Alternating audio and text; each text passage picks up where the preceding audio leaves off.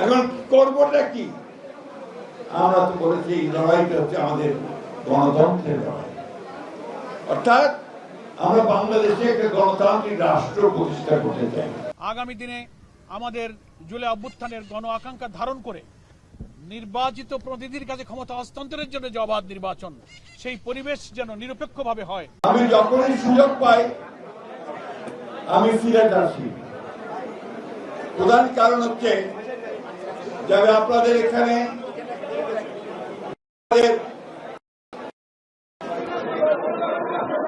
সবচেয়ে শ্রদ্ধেয় মানুষ যারা সেই শত বছর পূর্বে এখানে ইসলামের আলো ছড়িয়েছিলেন, যারা এখানে সত্যকে প্রতিষ্ঠা করেছিলেন, সুন্দরকে প্রতিষ্ঠা করেছিলেন, ইনসাফ প্রতিষ্ঠা করেছিলেন, সেই হযরত শাহজালাল দরগা এবং হযরত শাহপরানের দরগায় আমরা আসি। শুধু আমরা নই, সারা দেশ থেকে, দেশ বিদেশ থেকে হাজার হাজার মানুষ এখানে আসে। ঠিক কিনা বলেন? কেন আসে? কারণ এই যে মহান ব্যক্তিরা, এই যে মহান পুরুষেরা, যারা এই অন্ধকারকে আলোকিত করার জন্য সেই দিন সিলেটে এসে ইসলামের মহান বাণী প্রচার করেছিল, মানুষকে আলোর পথ দেখিয়েছিল, সেই মহান মানুষগুলোকে তারা শ্রদ্ধা জানাতে চায়। এটা আমাদের কাছে একটা বিরাট ব্যাপার, আমাদের পূর্ণভূমি। একই সঙ্গে সিলেট আমাদের কাছে আরো প্রিয়। কেন বলেন তো? বলতে পারবেন না? আমাদের নেতা তারেক রহমান সাহেবের শ্বশুর বাড়ি, আমাদের নেতা হচ্ছে আপনাদের দামাদ, তাই না?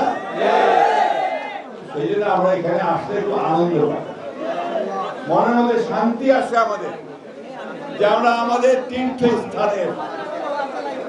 বন্ধুগণ, এই যে সাংবাদিক ভাইরা, দয়া করে আপনারা একটু আমাকে সময় দেন, দয়া করেন। সমস্যা হচ্ছে কি, এত মানুষ তো অনেক খুব কষ্ট হচ্ছে, আমি কথা বাড়াবো না হয়। আমি আজকে শ্রদ্ধা বলে স্মরণ করতে চাই আমার আরেকজন শ্রদ্ধেয় মানুষকে, আমাদের সাইফুর রহমান সাহেবকে, যিনি এই সিলেটকে নতুন একটা আবয়ব দিয়েছিলেন, এর উন্নয়ন করেছিলেন, পথ দেখিয়েছিলেন, এবং তারই পথ দেখানোর পথে সিলেট অনেক দূর সামনের দিকে এগিয়ে গেছে, তাই না?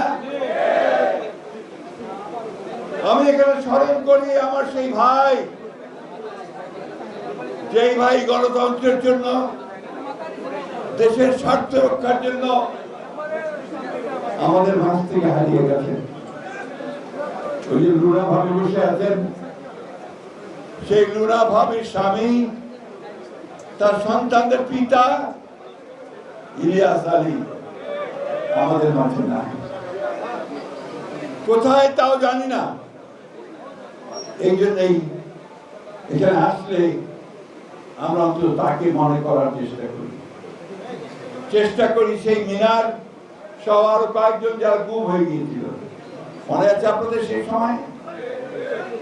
আরো শ্রদ্ধার জন্য আসি যে 24 সালে, তারও আগে 15 বছর এই সিলেটে আমাদের বহু নেতা কর্মী ভাই, তারা গণতন্ত্রের জন্য বুকের রক্ত রাস্তায় ঢেলে দিয়েছে।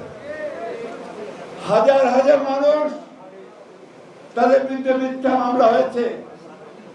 আমাদের নেতাদেরকে এখানে বসে আছে, তাদের অনেককে পায়ে হাতে বেরি লাগিয়ে মাসের পর মাস তাদেরকে কারাগারে বন্দী করে রাখে।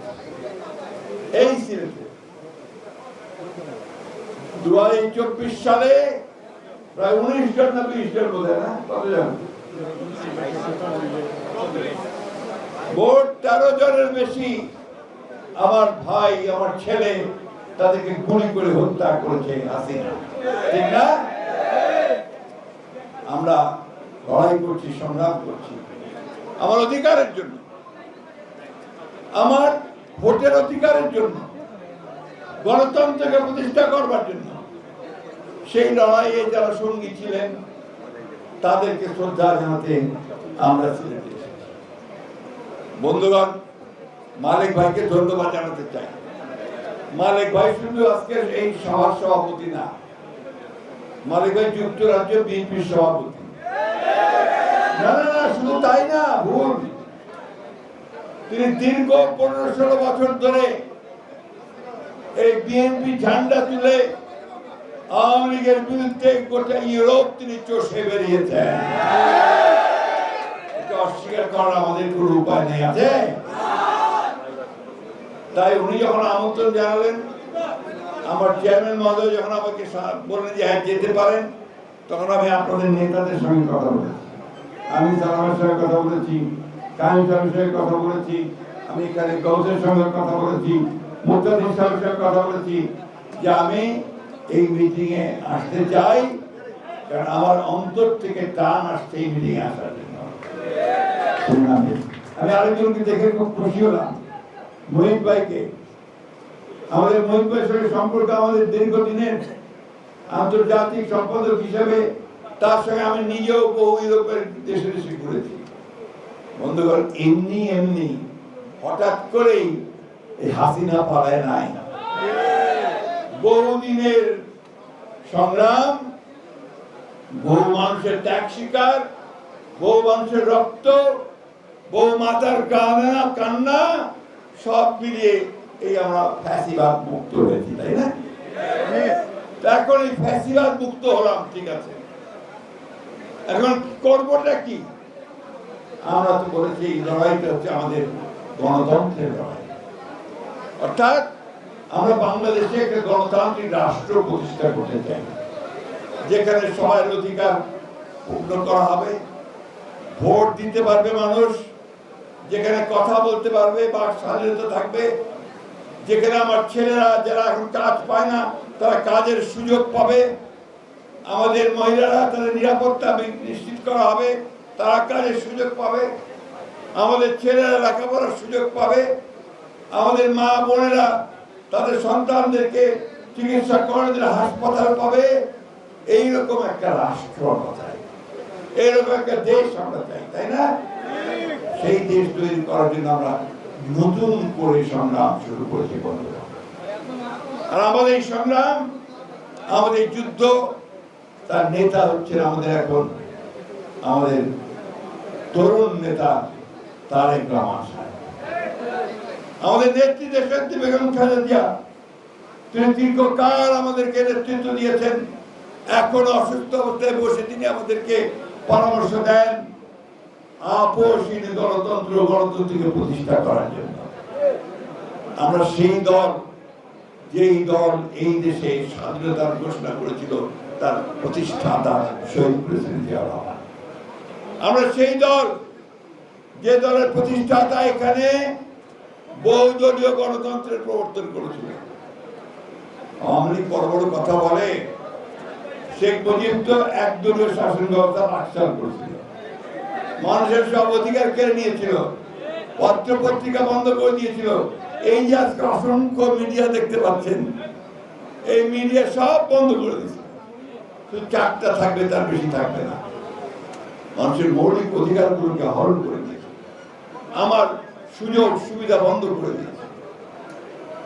সেই অবস্থা থেকে শহীদ প্রেসিডেন্ট জিয়াউর রহমান বহুদলীয় গণতন্ত্রকে ফিরিয়ে নিয়ে এসে মানুষের বাক স্বাধীনতাকে ফিরিয়ে দিয়ে, কথা বলার স্বাধীনতাকে ফিরিয়ে দিয়ে, সংবাদপত্রের স্বাধীনতাকে ফিরিয়ে দিয়ে নতুন সুযোগ সৃষ্টি করেছিলেন, অর্থনীতিকে খুলে দিয়েছিলেন। প্রতিযোগিতা করা যাবে। এই যে ভাইয়া, ও ভাইয়া, আপনি আসবেন, আপনি আসবেন, একটু বক্তৃতা করেন। সমস্যা, আমরা কেউ ধৈর্য ধরতে পারি না। এই কয়েকটা মিনিট ধৈর্য ধরেন, অনেক ধৈর্য ধরছেন গরমের মধ্যে। এত দূর থেকে আসছি, ঢাকা থেকে, দু একটা কথা বলে না গেলে আমারও খারাপ লাগবে, তাই না? মালিক ভাইয়েরও খারাপ লাগবে, আপনাদেরও খারাপ লাগবে, আমার ভাই বৌদ্ধেরও খুব খারাপ লাগবে। পিটিয়ে পিটিয়ে ওর শরীর জর্জরিত করে দিয়েছে হাসিনা সরকার। বেরি হাতে পায়ে বেরি আটকে রাখতো। এই অত্যাচার নির্যাতন সহ্য করে আমরা আজকে এই জায়গায় এসেছি। বন্ধুদের সামনে আমাদের একটাই কথা, আমরা একটা গণতান্ত্রিক বাংলাদেশ চাই। আমরা আমাদের তরুণ জাতি, যুবক জাতি তাদের কর্মসংস্থান সৃষ্টি করতে চাই। আমরা বাংলাদেশকে একটা উন্নত রাষ্ট্রে পরিণত করতে চাই। সেই জন্য আমরা বিএনপি থেকে 31 দফা দিয়েছি, তাই না? কি শুনছেন 31 দফার কথা? মনে হয় না, জোরে বলেন না তো। এই 31 দফা নিয়ে আমাদের নেতারা কিন্তু আপনাদের ঘরে ঘরে গেছে, প্রত্যেক ইউনিয়নে থানায় থানায় গেছে, তাই না? বোঝানোর চেষ্টা করছে। এই 31 দফার মধ্যেই আছে বাংলাদেশের ভবিষ্যৎ। এই 31 দফার মধ্যেই আছে নতুন বাংলাদেশের স্বপ্ন, যে স্বপ্ন আমাদেরকে সামনের দিকে এগিয়ে নিয়ে যাবে। আমরা কি চিরকাল দরিদ্র দেশ হয়ে থাকবো? আমরা কি চিরকাল সেই নিচে পড়ে থাকবো? আমরা সামনের দিকে এগোতে চাই। এবং এখন আমাদের ছেলেরা তৈরি হয়ে গেছে, তারা এখন সামনের দিকে এগোতে চায়। সেই জন্যই বিএনপিকে সেই দায়িত্ব নিতে হবে, যে সেই নেতৃত্ব দিতে হবে, যে নেতৃত্বের মধ্য দিয়ে একটা নতুন বাংলাদেশ আমরা তৈরি করতে হবে। বন্ধুগণ, আমরা সেই বাংলাদেশ দেখতে চাই যে বাংলাদেশের স্বপ্ন শহীদ প্রেসিডেন্ট জিয়াউর রহমান দেখেছিলেন, যে বাংলাদেশের স্বপ্ন নিয়ে তিনি খাল কেটেছিলেন গ্রামে গ্রামে গিয়ে, যে বাংলাদেশের স্বপ্ন নিয়ে তিনি সমস্ত মানুষের মধ্যে গান গেয়ে বেরিয়েছিলেন। সেই স্বপ্ন দেখতে চাই, যে স্বপ্ন আমাদের নেত্রী দেশনেত্রী বেগম খালেদা জিয়া গ্রামে গ্রামান্তরে চারণ কবির মতো গান গেয়ে, গণতন্ত্রের গান গেয়ে মানুষকে উজ্জীবিত করেছিলেন। আমরা সেই স্বপ্ন দেখতে চাই, যার স্বপ্ন আমাদেরকে এখন আমাদেরকে তরুণ নেতা তারেক রহমান সাহেব দেখাচ্ছেন। দেখা আসুন আমরা সবাই মিলে একটা নতুন বাংলাদেশ গড়ে তুলি। সহজে হবে না, শত্রু অনেক বাধা দিতে চায়, আটকাতে চায়, দেরি করতে চায়। আমাদেরকে সেগুলোকে কাভার করে দিতে হবে, আমাদেরকে পার হতে হবে। আমি পরিষ্কার করে বলতে চাই, সরকারকে বলতে চাই, অন্যান্য রাজনৈতিক দলগুলোকে বলতে চাই, যত নির্বাচনের দেরি হবে তত বাংলাদেশ পিছিয়ে যাবে। বিনিয়োগ আসবে না, ইনভেস্টমেন্ট হবে না, আমার ছেলেদের জব অপরচুনিটিস তৈরি হবে না, আমার মায়েরা মেয়েরা আরো বেশি নিরাপত্তা হারাবে, মবক্রেসি আরো বাড়বে, জুডিশিয়াল সিস্টেম ভেঙে পড়বে, আইন শৃঙ্খলা পরিস্থিতি ভেঙে পড়বে। সেই জন্য দরকার একটা নির্বাচিত সরকার, যে সরকারের পেছনে মানুষ আছে, যে সরকারের পেছনে জনসমর্থন আছে। বন্ধুগণ, সবসময় মনে রাখবেন যে নির্বাচিত সরকারের চাইতে শক্তিশালী কোন সরকার হতে পারে না। আমি ধন্যবাদ জানাতে চাই আমাদের অন্তর্বর্তীকালীন সরকারের প্রধান উপদেষ্টা প্রফেসর ডক্টর ইউনূসকে, যে তিনি আমাদের নেতা জনাব তারেক রহমানের সঙ্গে লন্ডনে কথা বলে 26 ফেব্রুয়ারি মাসের মাঝামাঝি সময়ে নির্বাচনের একটা সময় ঠিক করেছেন, তাই না? আপনাদের দায়িত্ব কি? আপনাদের দায়িত্ব কি? খালি নিজেরা ঝগড়া করবেন? এখন ওই নির্বাচনের জন্য প্রস্তুতি নেন। সেই নির্বাচনের প্রস্তুতিটা কি? মানুষের মধ্যে ভালোবাসা তৈরি করেন। বিএনপি মানুষকে যেন মানুষ ভালোবাসে, বলে হ্যাঁ বিএনপি ছাড়া আমাদের আর কোনো উপায় নাই। এই জিনিসটাকে আমাদেরকে তৈরি করতে হবে বন্ধুগণ। এবং সেই জন্য আপনারা কম ত্যাগ স্বীকার করেন না। আমি জানি এই সিলেটে অসংখ্য মানুষের মিথ্যা মামলা আছে, এখনো প্রত্যাহার হয়নি। আমি জানি এই সিলেটে অসংখ্য আমার ছেলেরা, আমার নেতারা, তারা মামলা খেয়েছে, তারা কারাগারে গেছে, জেলে গেছে, অনেকের সংসার নষ্ট হয়ে গেছে, ব্যবসা নষ্ট হয়ে গেছে। স্বপ্ন তো আমাদের একটা আছে, সেই স্বপ্ন হচ্ছে যে আমরা একটা নতুন বাংলাদেশ করব, যেখানে এই সমস্ত অন্যায় থাকবে না।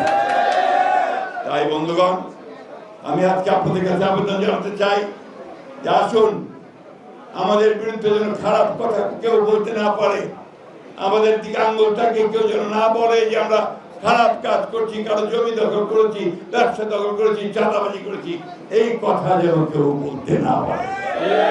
ঠিক কিনা বলেন? সবাইকে আমাদেরকে ঐক্যবদ্ধ হতে হবে। আমাদেরকে আমাদের নেতা তারেক রহমান সাহেব, আমাদের নেত্রী দেশনেত্রী বেগম খালেদা জিয়া আমাদেরকে যে ইঙ্গিত দিয়েছেন, যে পথ দেখিয়েছেন, যে নির্দেশ দিয়েছেন, এগিয়ে চলো সামনের দিকে, জয় আমাদের সুনিশ্চিত, জয় আমাদের সুনিশ্চিত ইনশাআল্লাহ। কাছে অত্যন্ত কৃতজ্ঞতার সাথে আমাদের প্রস্তুতি যে সুষ্ঠু সুন্দরভাবে হচ্ছে, আমাদের বাস্তবায়ন কমিটি এটা নিয়ে দফায় দফায় বসছে। রাজধানী ঢাকা, পার্শ্ববর্তী জেলা এবং সারা দেশের জেলাগুলোর প্রতিনিধি হিসেবে অনেকেই এই জাতীয় সমাবেশে যোগদান করবেন। তাদের আসবার, চতুর্দিক থেকে গেট দিয়ে ঢোকবার, বসবার, শোনবার প্রয়োজনীয় ব্যবস্থা, গাড়ি পার্কিং এর ব্যবস্থা, সিকিউরিটির ব্যবস্থা, আমাদের কয়েক হাজার কর্মী বাহিনী বিভিন্ন ডিপার্টমেন্টের দায়িত্বে ইনশাআল্লাহ নিয়োজিত থাকবে। তারা তাদের জন্য সে সুব্যবস্থা ইনশাআল্লাহ করবে। আমরা গণমাধ্যমে কর্মরত সাংবাদিক বন্ধুদের প্রতিও কৃতজ্ঞতা জানাই। আমাদের এই 19শে জুলাইয়ের জাতীয় সমাবেশের প্রস্তুতির শুরু থেকেই দেশের জাতীয় গণমাধ্যমগুলো, ইলেকট্রনিক এবং প্রিন্ট সব মিডিয়াতে তারা সাধ্যমতো এর প্রচারণা শুরু করেছেন। আমরা দেশবাসীকে চারিদিক থেকে 19শে জুলাই ঢাকা চলো এই আওয়াজ তুলে এই জাতীয় মহাসমাবেশ সফল করার জন্য, রাজধানীর ঐতিহাসিক সোহরাওয়ার্দী উদ্যানে সমবেত হওয়ার জন্য আজকে এই সোহরাওয়ার্দী উদ্যান থেকেই আমি দেশবাসীর কাছে উদাত্ত আহ্বান জানাচ্ছি আমাদের গণমাধ্যমের মাধ্যমে। আশা করি সময়ে সময়ে আমাদের এই কর্মসূচি এগিয়ে নিয়ে যাওয়ার জন্য দেশবাসীর কাছে আমাদের এই জনসভার যে মূল উদ্দেশ্য, একটি অবাধ, নিরপেক্ষ, গ্রহণযোগ্য নির্বাচনের উদ্দেশ্যে লেভেল প্লেইং ফিল্ড, নির্বাচনের পূর্বে প্রয়োজনীয় সংস্কার শেষ করা, মানবতা বিরোধী অপরাধে অভিযুক্তদের বিচারকে দৃশ্যমান করা, পিআর পদ্ধতিতে আমাদের জাতীয় নির্বাচনের যে দাবি উঠেছে সর্বমহল থেকে সেটা মেনে নেওয়া, জুলাই অভ্যুত্থানকে নিয়ে যে জুলাই ডিক্লারেশন, যে জুলাই সনদ, সেটা ঘোষণা এবং বাস্তবায়নের জন্য আমরা জুলাই বিপ্লবের প্রথম বার্ষিকী এই জুলাই মাসের মধ্যেই সেটা সরকারকে বাস্তবায়ন এবং ঘোষণার দাবি করেছি। সেই দাবি এই ময়দানের জনসভা থেকে উত্থিত হবে। আমরা জাতীয় নির্বাচনের আগে স্থানীয় নির্বাচনের দাবি আমরা করেছি। আমরা আরো অনেক গণদাবিতে এই জনসভায় জাতীয় নেতৃবৃন্দ সে দাবি তুলে ধরবেন, সেই সুযোগ আমরা ইনশাআল্লাহ এখানে করে দেব। বিভিন্ন রাজনৈতিক দল, দেশপ্রেমিক, ইসলামী সংগঠন, অন্যান্য রাজনৈতিক দল, সুধী সমাজ, সুশীল সমাজ, সব শ্রেণী পেশার, ধর্ম, বর্ণ নির্বিশেষে সকলকে আমরা আমন্ত্রণ জানাচ্ছি। ইনশাআল্লাহ 19শে জুলাই আমরা এই ঐতিহাসিক জাতীয় সমাবেশে আগামী দিনে আমাদের জুলাই অভ্যুত্থানের গণ আকাঙ্ক্ষা ধারণ করে নির্বাচিত প্রতিনিধির কাছে ক্ষমতা হস্তান্তরের জন্য যে অবাধ নির্বাচন, সেই পরিবেশ যেন নিরপেক্ষভাবে হয়। সরকার, নির্বাচন কমিশন, সমস্ত প্রশাসন যেন নিরপেক্ষভাবে মানুষের সকল সংশয়কে দূর করে নির্বাচন সুষ্ঠুভাবে পরিচালনার জন্য একটা লেভেল প্লেইং ফিল্ড, কোনো দিকে না ঝুঁকে সবার ক্ষেত্রে সমতার ভিত্তিতে যে গণদাবি উঠেছে এটা যেন নিশ্চিত করতে পারেন, এই লক্ষ্যে এই জনসভা সফল করার জন্য দেশবাসীর কাছে আমরা আহ্বান জানাচ্ছি।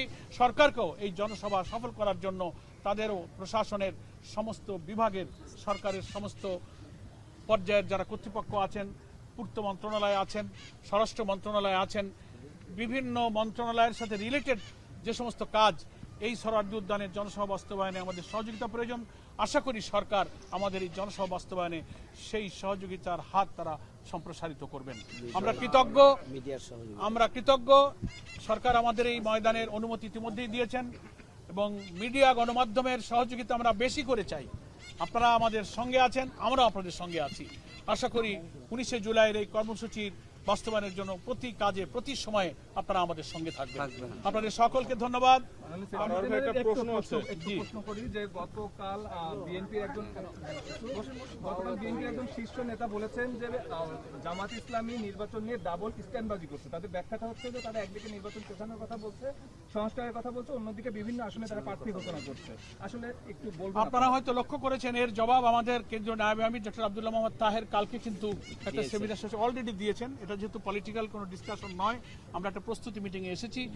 আমাদের আমিরের জামাতের বক্তব্য অনেক সময় মিসকোট করা হয়, ইন্টারপ্রিট করা হয়। এটার ব্যাখ্যা আমাদের কালকে ডাক্তার তাহের সাহেব দিয়েছেন। আমরা নির্বাচন পেছানো না করা এ ব্যাপারে কোনো বক্তব্য কখনো রাখি নাই। বক্তব্যটা বুঝতে হবে। আমরা বলেছি, আমাদের আমির সাহেব বলেছেন নির্বাচন আমরা চাই, কিন্তু সেই নির্বাচন যেন তেন নির্বাচন না হয়। তো যেন তেনর অর্থই হলো কোনো দিকে প্রশাসন ঝুঁকে পড়বে, নিরপেক্ষ হবে না, আবার ইলেকশন ইঞ্জিনিয়ারিং হবে, আবার প্রশাসন জবরদস্তি করবে, কেন্দ্র দখল হবে। এই জাতীয় ইলেকশনকে আমাদের আমিরে জামাত মিন করেছেন যে নির্বাচন আমরা হতে দেব, কিন্তু যেন তেন নির্বাচন হতে দেব না, আর যারা করবেন আমরা তাদেরকেও মেনে নেব না। এই কথা আমাদের আমিরে জামাতও বলেছেন, আমাদের নায়েবে আমির বলেছেন। আজকে আমাদের একেবারেই মাঠ পরিদর্শনের সাথে প্রাসঙ্গিক কথাগুলো আপনারা বলেছেন এবং শুনেছেন। পিয়ার পদ্ধতির দাবি করে আসছেন, যদি সরকার পিয়ার পদ্ধতি মেনে না নেয় তাহলে কি আপনারা নির্বাচন? সেটা পরের কথা, পরে আমাদের দাবির উপর আমরা শক্ত আছি। আজকে এখানেই থাকুক। প্রশ্নটা হলো যে আপনাদের এই সমাবেশের মাধ্যমে দেশবাসীকে কি বার্তা দিতে? এই যে বার্তা, 7 দফা দাবি আমাদের প্রচারণায় আপনারা দেখেছেন। লেভেল প্লেইং ফিল্ড থেকে শুরু করে 7টা দফা আমরা দিয়েছি। নির্বাচন নিরপেক্ষ চাই, আমরা বিচার চাই, সংস্কার চাই, আমরা স্থানীয় সরকার আগে চাই, পিয়ার পদ্ধতি চাই, জুলাই সনদের বাস্তবায়ন চাই, অনেকগুলো কথা আপনারা আছে। আপনারা এই 7 দফা দাবি আমরা উত্থাপন করছি। আপনাদের সকলকে ধন্যবাদ। আবার দেখা হবে। না, নাই। সরকারের ভূমিকায় এখনো জনগণ সংশয়ের মধ্যে আছে। এজন্যই বলছি এই ফিল্ড এখন নাই। আমরা আমাদের আমির জামাতে এটা বলেছেন যে এই পরিস্থিতিতে তো নির্বাচন আমরা মেনে নিতে পারি না, লেভেল প্লেইং ফিল্ড এটা করতে হবে। অনেক ধন্যবাদ, সকলকে ধন্যবাদ। আসসালামু আলাইকুম ওয়া রাহমাতুল্লাহি ওয়া বারাকাতুহু।